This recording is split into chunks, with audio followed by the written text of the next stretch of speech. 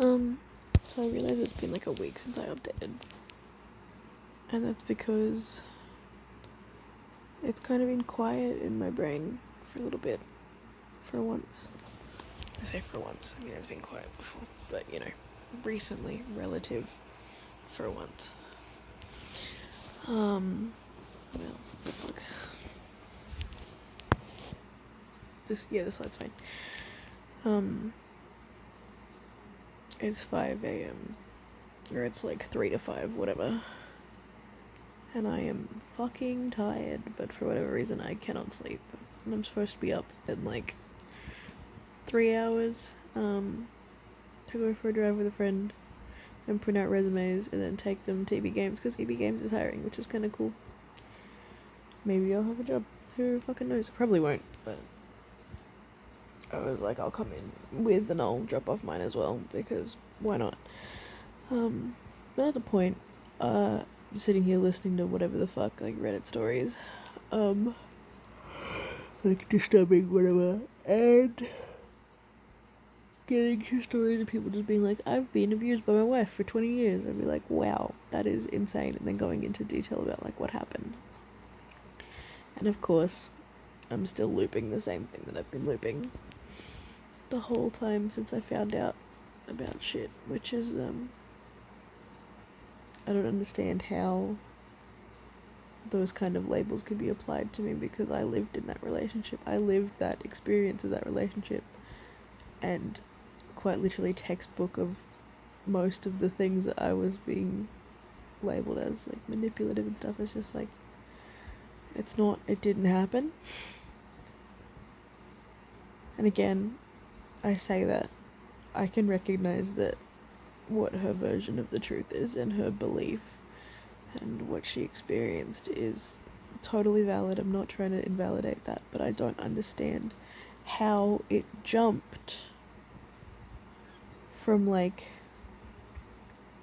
the shit I lived to total fucking character assassination type quotes. Like, I went back through my messages with Katie and the screenshots that I saw, and it's just like, it's so absolute all of the time.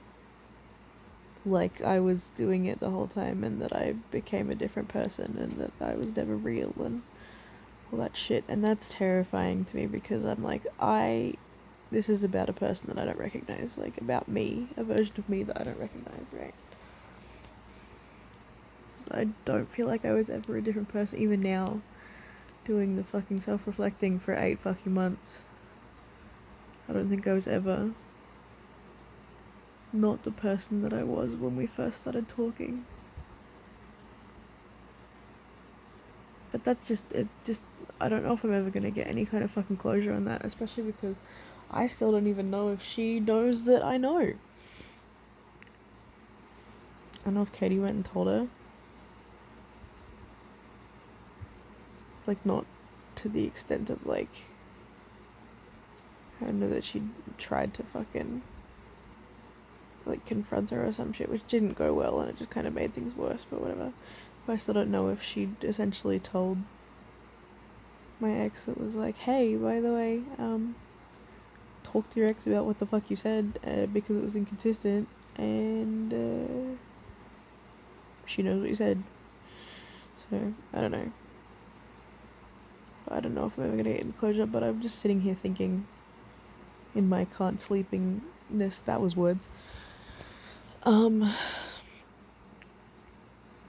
feel like I want to write a final letter, like an actual, and it'd be long. And that in and of itself is just like, it's probably not worth it, because I'm sure she'll see it and then just immediately fucking throw it out. In the same way that she didn't reply to the fucking voice message that I left on their anniversary. I say our anniversary, it's not our anniversary, we're not together. But on the 13th, it's just an easy way to fucking refer to it. But I kind of just want to write a final letter that's like, hey,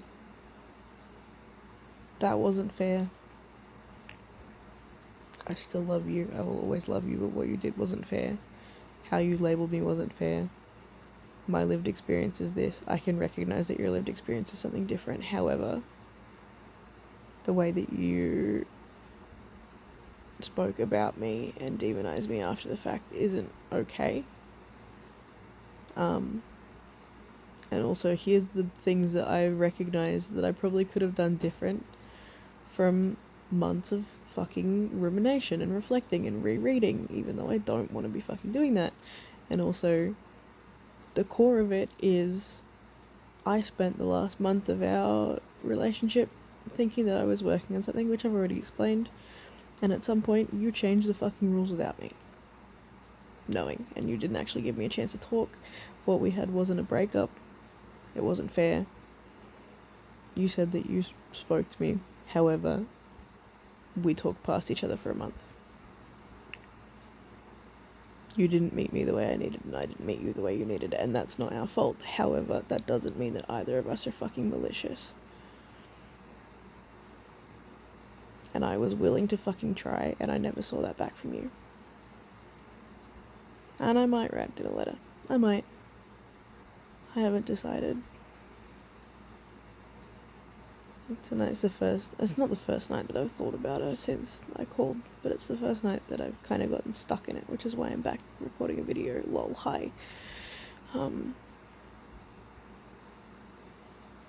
haven't really cried over her in the last week, and in the same way that in my last upload was like, I wish I'd done something sooner, instead of like just pushing it down forever. I really do, because I've been able to think and breathe and exist for the last week without just being everything overwhelming of I need to tell her, because I closed the loop of I tried and I got nothing back, you know? For like a day or two I had that little bit of like, in the morning every time I woke up it was like, but did she reply? No, she didn't. I'm still not ready to say that she's gone. I can feel that, like, even just saying that now makes my fucking whole chest and stomach tighten with just like anxiety and dread, but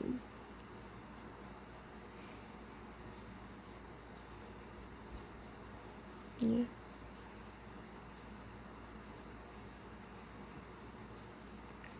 My fucking other account that I had where I found out that she changed her profile, occasionally I check one of the groups that her mum's in, and this isn't really important, but I found out that Tori passed because her mum had made an offhand comment in a group and was like, oh, you know, I've got 3 cats already. Like, cool, you had 4 cats. And I asked for her to at least let me know when he passed, and she didn't. Which, you know, I'm not surprised by, but I still kind of wish that they'd told me. I cared about him. If I ever get any money, I still want to, like, I say still, I really want to find the vet that they go to and put like a couple thousand just like on tab. Doesn't even need to know that it's from me. Just anonymous. Just be like, here's your everything settled for the rest of ever. Because I really did care about those fucking animals. Not just the cats, just everything there. I just didn't know how the fuck to show it. Because again, I never really, I mean, it's not that I didn't feel comfortable, but I didn't know where I fit, and I was still like, ah. I also barely show affection to the boys here. I was looking at photos.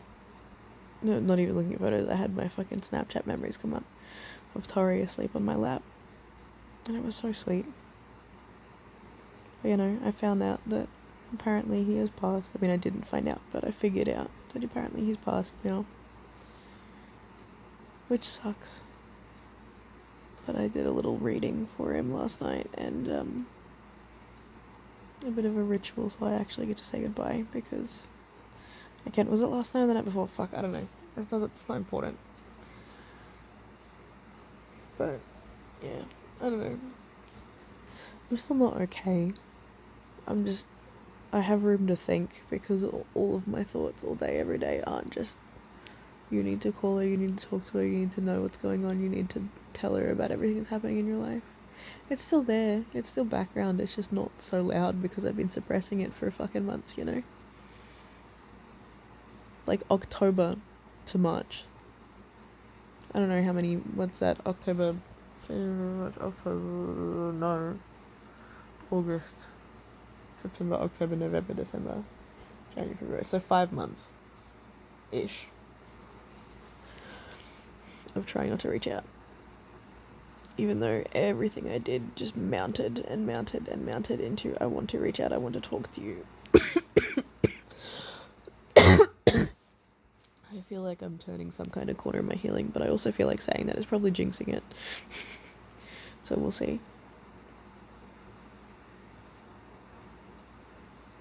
Missing her doesn't hurt any less, but it's not as loud. So that's something. I think I want to try and write the letter, but it's kind of like, what's the point, you know? She's not going to read it. If she does, it's not going to mean anything. I'm still never going to get answers or any kind of fucking closure. All it'll mean is that I know that she knows that I know, you know?